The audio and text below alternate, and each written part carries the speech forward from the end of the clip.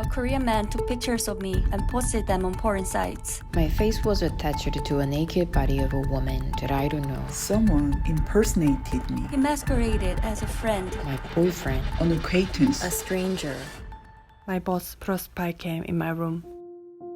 Lee Ye-rin is one of tens of thousands of women in South Korea who have been the target of digital sex crimes. Digital sex crimes are a form of gender-based violence. They can be images that are taken non-consensually with hidden cameras and sometimes shared, taken with consent but shared non-consensually, or images that have been manipulated or faked. I was working pleasantly for 5 or 6 years in a place and had good relations. But then, even though my boss was married, he started flirting with me. He gave me a gift. It was a small clock. The light annoyed me, so I kept moving it. But every time I moved the clock, he called me. I found it strange, so I googled the clock and found it was a special kind. Many of the women targeted in digital sex crimes are filmed with hidden cameras or spy cams. These tiny cameras are used to capture images in spaces like toilets and changing rooms, which are then often shared and even sold online, where they become difficult to track and erase. The clock streamed to a linked smartphone. It had been streaming for a month or a month and a half. After I googled it, I called him. I said, "This is not an ordinary clock." And he confessed.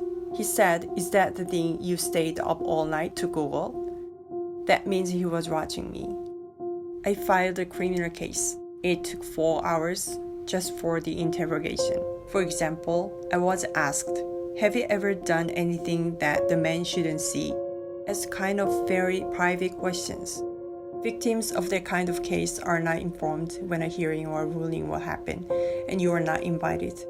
I kept checking the website for the court date, and I went every time. No one ever talked to me about what would happen with the case, the potential sentence, etc. A series of protests against government inaction on digital sex crimes in 2018 helped drive some reforms to provide services to survivors and hold perpetrators accountable. But the measures didn't go far enough. Police often turn survivors away, prosecutors often drop cases, judges frequently let perpetrators off with a fine, and the government is not doing enough to support survivors or change misogynistic attitudes that encourage digital sex crimes. I cried all night. I couldn't sleep. I took medicine to calm myself. What happened took place in my own room. So sometimes in my daily life, I feel terrified without reason. The South Korean government should listen to survivors of digital sex crimes.